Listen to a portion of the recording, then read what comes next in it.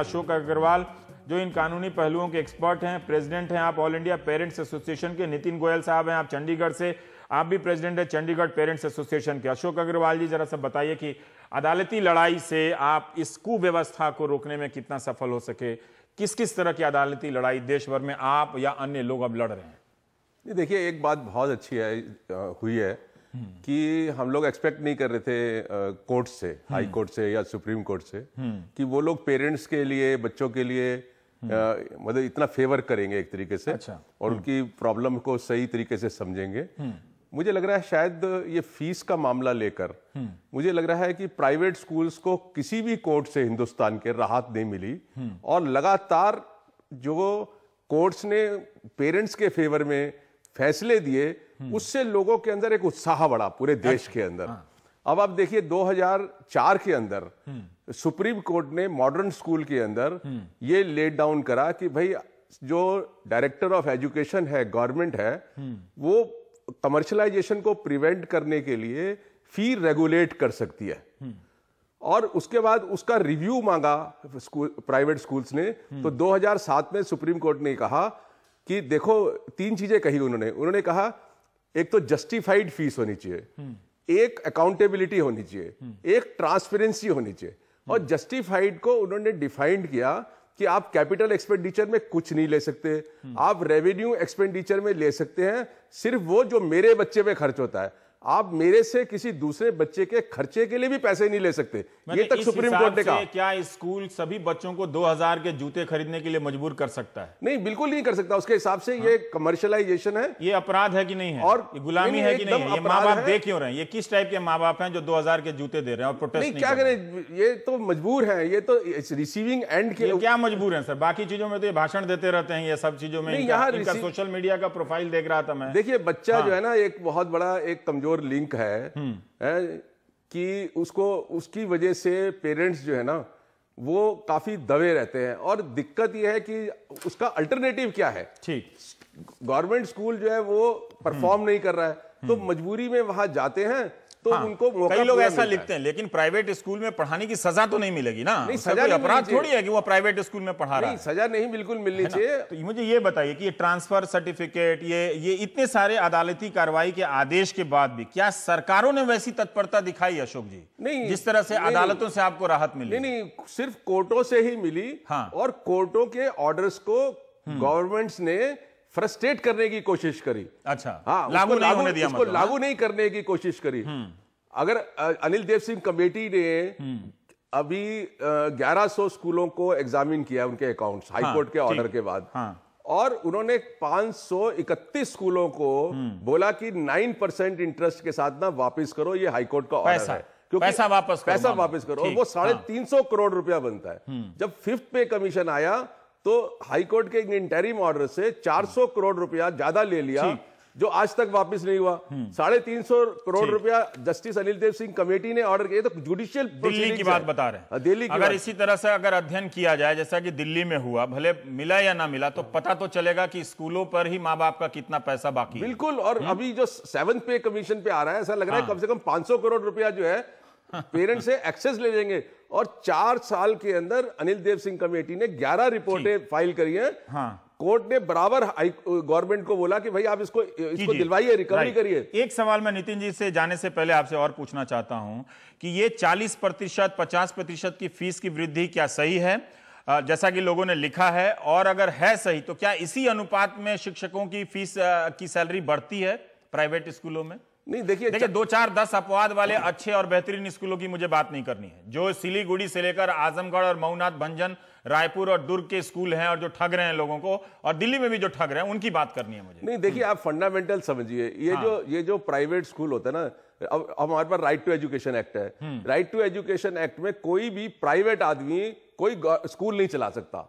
सिर्फ ट्रस्ट चलाएगा, सोसाइटी चलाएगी या नॉन प्रॉफिट कंपनी चलाएगी।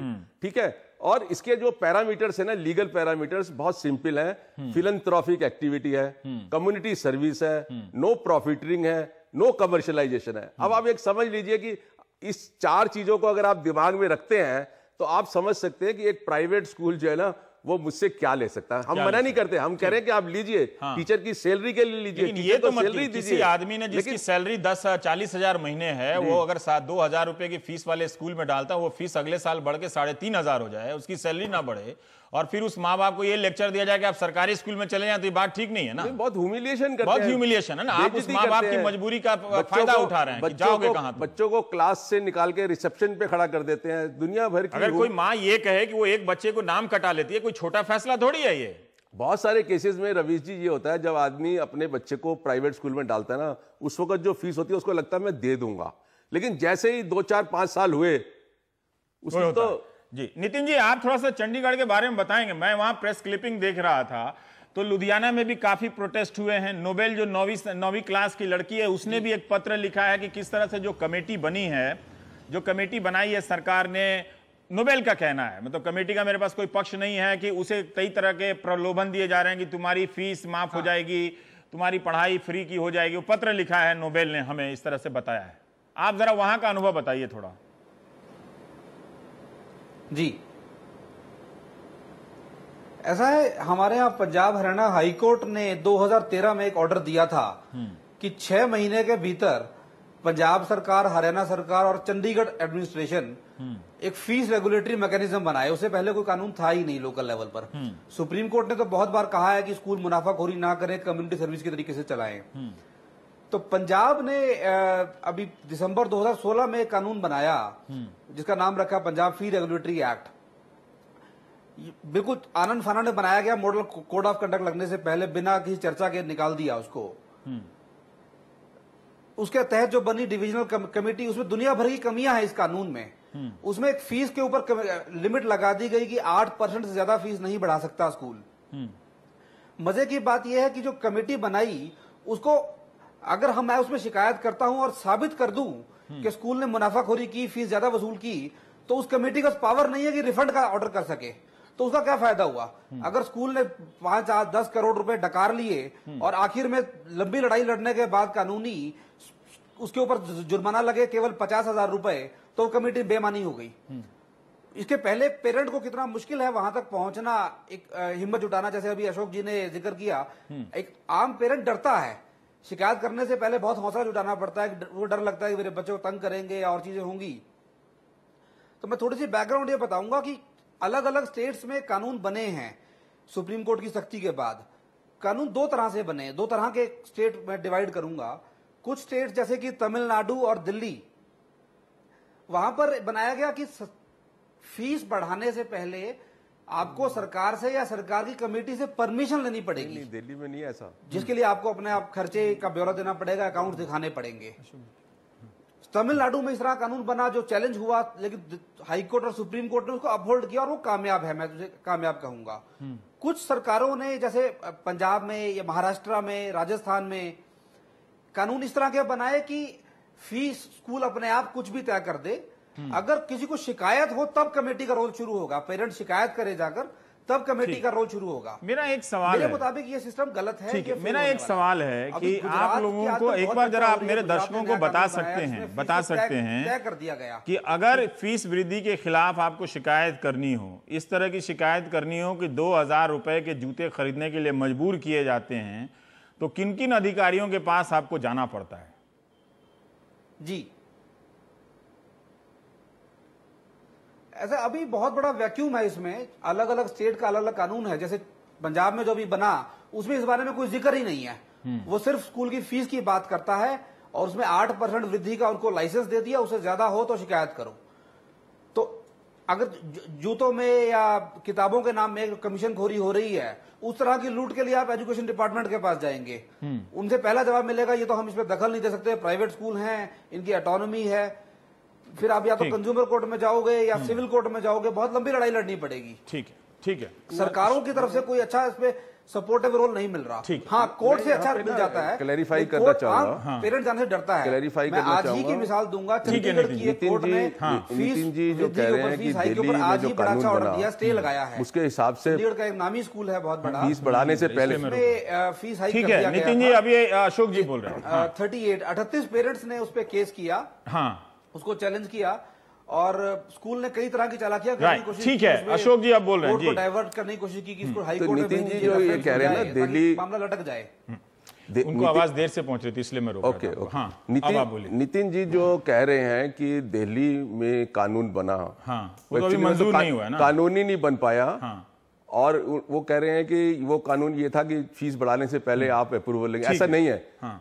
दिल्ली का कानून अभी उस पे हम नहीं जाते। मतलब आपने नहीं है ना, हाँ, एक लाइन में दूसरा हो गया, ये उसके कि डिटेल में नहीं जाते हैं। पंजाब का जो कानून है उसमें ये है कि आप फीस बढ़ा लीजिए पहले, और उसके बाद फिर कभी कोई कंप्लेंट करेगा तो कमेटी एग्जामिन करेगी। मतलब सरकार जब कानून बनाती है तो स्कूलों को राहत देती है, कोर्ट जब फैसला देती है तो पेरेंट्स को राहत देती है। ठीक और है, तमिलनाडु पता चलता है ना कि तमिलनाडु जो 2007 के फैसले के बाद 2009 में तमिलनाडु ने कानून बनाया। ठीक है, उसको जैसे नितिन जी बता रहे हैं हाईकोर्ट गए, हाँ, उससे लगे लोग ऐसे फायदा हुआ कुछ। हाँ, मतलब ऐसा होता है ना, जिससे मैं इसको हमेशा एक संघर्ष की तरीके से देखता हूँ, प्रोसेस की तरह से देखता हूँ। आज 20 साल हो गए इस प्रोसेस को शुरू हुए। आपको ही देखते देखते लगता है, आपको देख के ही लगता है कुछ नहीं होने वाला है, लेकिन लगता है आप ही कुछ कर रहे हैं तो आपको बुलाना ही पड़ेगा। ऐसा नहीं है, ऐसा नहीं है। देखिए, जब जनता उठती है, और आप भी बराबर कह रहे हैं कि जब जनता उठती है तो नहीं, लेकिन एक चीज एजुकेट कीजिए जल्दी से, आपको हो सकता है समय ना मिले। अभी जो पानीपत के स्कूल ने उन बच्चों को निकाला है जी, तो क्या उसके अधिकार क्या है? क्या स्कूल इस तरह से 10-12 बच्चों को निकाल सकता है प्रोटेस्ट करने पे? उनके कानूनी अधिकार क्या है, ये जरा आप बताइए। ऐसे केसेस में जब भी पेरेंट्स हाई कोर्ट में अप्रोच किया है उन्होंने, मुझे लगता है हाई कोर्ट ने हमेशा उनको रिलीफ दिया है। मैंने लंबी लड़ाई हो जाएगी तो फिर उनकी पढ़ाई बर्बाद हो जाएगी, फिर पेरेंट्स वही मजबूर। और अभी जरूरत किस चीज की है? देखिए, अब कुछ स्टेट्स के अंदर कानून बन गया है, कुछ वो वेरी करता है। अभी जैसे आप कह रहे हैं गुजरात के अंदर, गुजरात में भी मैं आपको क्लियर कर दूं कि उन्होंने ये कहा है कि स्टेट गवर्नमेंट के पास पावर है फीस प्रिस्क्राइब करने की। वो फीस अगर कोई उस तक देता है, उस तक लेता है, तो उसका एग्जामिनेशन नहीं होगा, उसको फिर अप्रूवल लेने की जरूरत नहीं है। अगर वो फीस से ज्यादा चार्ज करता है तो उनको सारे अपने प्रपोजल जो है कमेटी को देने पड़ेंगे, और कमेटी जो है फिर वो अप्रूव करेगी या अपना फीस स्ट्रक्चर देगी, फिर उसकी एक रिवीजन होगी। अभी जो हम देख रहे हैं ना, इसमें 2-3 चीजें बहुत इंपॉर्टेंट है। एक तो हमने लिखा भी है अभी एचआरडी मिनिस्टर को कि आप जो है ना एक नेशनल लॉ लाइए, और क्योंकि ये नो प्रॉफिटिंग है, फिलैंथ्रोपी है, तो आप 50% जो है ना अगर पेरेंट्स को अपनी मैनेजिंग कमेटी में रिप्रेजेंटेशन दे सकते हैं, दे दें, उनका वोटिंग राइट हो ना, उनका वोटिंग राइट हो, तो मुझे लगता है कि ये जो प्राइवेट स्कूल की क्वालिटी है ना, क्वालिटी, फीस। एक चीज मैं पूछ रहा हूं कि ये फीस क्या, तो आप बता रहे हैं बना है उसमें कमजोरियां हैं। ये जो कलर पेंसिल 20 रुपए का है वो 100 रुपए में बेच रहे हैं, किताबें 300 की किताबें 600 में बेच रहे हैं, मोजे बेच रहे हैं, टाई बेच रहे हैं, इसको रेगुलेट करने के लिए कोई कानून है? सुप्रीम कोर्ट ये जो कानून बन रहे हैं ना, फीस का मतलब ये है कि जो भी आपकी जेब में से स्कूल को जाता है वो सब कुछ इंक्लूड है। और एक और बहुत इंपॉर्टेंट चीज है कि जो हमारे टीचर्स हैं, कुछ राज्यों में कानून है कि उनको पे कमीशन मिलेगा, सिक्योरिटी, और बाकी देश में कुछ नहीं है। तो हमारा ये भी कहना है कि एक सेंट्रल लॉ लाया जाए, और उसके अंदर जो स्टेट गवर्नमेंट के टीचर्स को सैलरी मिलती है वो सारी सैलरी जो है पूरे कंट्री के टीचर्स को मिलनी चाहिए प्राइवेट स्कूल्स के अंदर, और उनको सिक्योरिटी ऑफ सर्विस मिलनी चाहिए। और एक तीसरी चीज जो बहुत इंपॉर्टेंट है, जो इलाहाबाद हाई कोर्ट ने जजमेंट दिया कि सारे सरकारी जो फंड से पैसे लेते हैं उनको जो है अपने बच्चे सरकारी स्कूल में भेजने चाहिए। अगर सेंट्रल गवर्नमेंट एक कानून बनाता है, अगर सेंट्रल गवर्नमेंट इस पे एक कानून बनाता है, अभी मोदी गवर्नमेंट जो है बड़ी बड़ी मतलब चीजों के ऊपर काम करने की कोशिश कर रहे हैं, जोश में ये भी हो जाए तो एक वो भी अगर इस तरीके का कानून बना दें तो मुझे लगता है कि वो कानून वैलिड अलग है। सरकारी स्कूल का हम इसे मिक्स नहीं करना, प्राइवेट स्कूल तो तब भी रहेंगे ना, तो उनकी इतनी मनमानी की तो ये कैसे रेगुलेट होगा? नहीं, देखिए, आप प्राइवेट स्कूल को ठीक करने के लिए आपको गवर्नमेंट स्कूल्स को इंप्रूव करना ही पड़ेगा, इसके बगैर ये कभी नहीं चलेगा, कभी नहीं चलेगा। लेकिन अभी जो ये लूट हो रही है मोजा का, बेल्ट का, टाई का, इसको कैसे रोका? इसका यही है कि 40% फीस लोग बढ़ रहा है। इसका सिंपल यही है कि नेशनल लॉ लाना चाहिए। स्टेट गवर्नमेंट्स लगी हुई हैं लॉ बनाने के लिए, लेकिन उसमें कुछ गड़बड़ चल रही है। अगर नेशनल लॉ एक बनता है, यूनिफॉर्म बनता है, और इस तरीके का रिप्रेजेंटेशन मिलता है, जो मुझे लगता है क्या ये जानकारी हर स्कूल में होना चाहिए कि इस स्कूल में किस नेता का शेयर है या उसका मालिक है? नहीं, ये जानकारी होनी चाहिए, क्योंकि फिर वो राजनीतिक मसला बन जाएगा ना कि इस वक्त जिनकी सरकार है उनकी पार्टी के सांसदों के स्कूलों में भी फीस क्यों बढ़ रहे हैं, फिर लोगों को ऑफिशियली पता होगा ना। फिर नहीं, इस तरीके की जानकारी सरकार के पास तो होती है, सीबीएसई के पास होती है, कौन कौन मेंबर है उसके। सीबीएसई के जो बायलॉज हैं वो बड़े खूबसूरत हैं, वो अलग बात है काम नहीं करते हैं। हाँ। उसमें लिखा हुआ है कि आपका कोई दूसरा रिश्तेदार उस सोसाइटी में नहीं होगा। यहाँ रोज सोसाइटियां बिक जाती हैं, नए स्कूल खरीदे जाते हैं, नए स्कूल बनाए जाते हैं, पूरी पूरी चेन सिस्टम आ गई है। तो एक मैं अभी नितिन जी से एक चीज जानना चाहता हूं। नितिन जी, कहीं तो आप लोगों ने इतनी लड़ाई में कहीं तो थोड़ा लोग दर्शकों को भी बताइए कि कोई कामयाबी हासिल की हो जिससे लगे कि हाँ भाई, अगर इसको कई बार सोचता है कोर्ट जाएंगे, कचहरी जाएंगे, 2 साल लग जाएगा, हम लोग लड़ नहीं पाएंगे, तो थोड़ा उसको भी थोड़ा रखिए सामने, उन अनुभवों को। जी, मैं यही बताना चाह रहा था दर्शकों को कि सरकारों से या पॉलिटिशियन से हमें रिलीफ नहीं मिला, लेकिन कोर्ट में हमेशा सुनवाई हुई है। किसी भी बच्चे को स्कूल से निकाल दिया गया तो साल 2 साल नहीं, तुरंत हाईकोर्ट ने रिलीफ दिया है हर केस में, तुरंत बच्चे की एजुकेशन रिस्टोर की है। जहां भी हमने फीस हाइक को स्टे किया, आज तक का मेरा तजुर्बा तो ये रहा है, हमने कई स्कूलों की फीस वृद्धि को चैलेंज किया कोर्ट में, तुरंत उसमें स्टे लगाया गया। हर केस में, एक भी केस मेरी जानकारी में नहीं है जब कोर्ट ने इंकार किया हो स्टे लगाने से। कोर्ट से रिलीफ मिल रहा है। आम पेरेंट डरता है, हमें उसको डर को निकालने में ही संघर्ष कर रहे हैं कि डरना छोड़ दो। कोर्ट बहुत मदद कर रही है, कानून सारा हमारी फेवर में है। मैं छोटा सा और जो जोड़ना चाहूंगा कि अलग अलग जो स्टेट गवर्नमेंट्स कानून बना रही हैं, उसमें अगर कमी छोड़ देते हैं, वो भी जानबूझ कर स्कूलों को फायदा पहुंचाने के लिए है। अगर आपने जैसे पंजाब में मैं कहूंगा अभी इन्होंने 8% की कैप लगा दी, मेरे मुताबिक वो गलत है। सुप्रीम कोर्ट ने कई बार कहा है, कानून ये है बेस लॉ कि स्कूल का जो चलाने में खर्च आता है उसके हिसाब से फीस ले। फीस घट भी सकती है, बढ़ भी सकती है। आप 8% का रूल कैसे लगा रहे हो? अगर स्कूल इसको चैलेंज कर दे, मान लीजिए हाई कोर्ट में या सुप्रीम कोर्ट में, मेरे मन का डर है कि वो उस पर स्टे लग जाएगा। स्टे लगने का रिजल्ट वो अभिभावक पर पेरेंट फिर परेशान, वो कई सालों तक लटका रहेगा मामला। तो बेहतर है कि सेंट्रल गवर्नमेंट पे एक कानून बनाए पूरे इंडिया के लिए, ठीक, ताकि ये अशोक जी भी कह रहे हैं जी।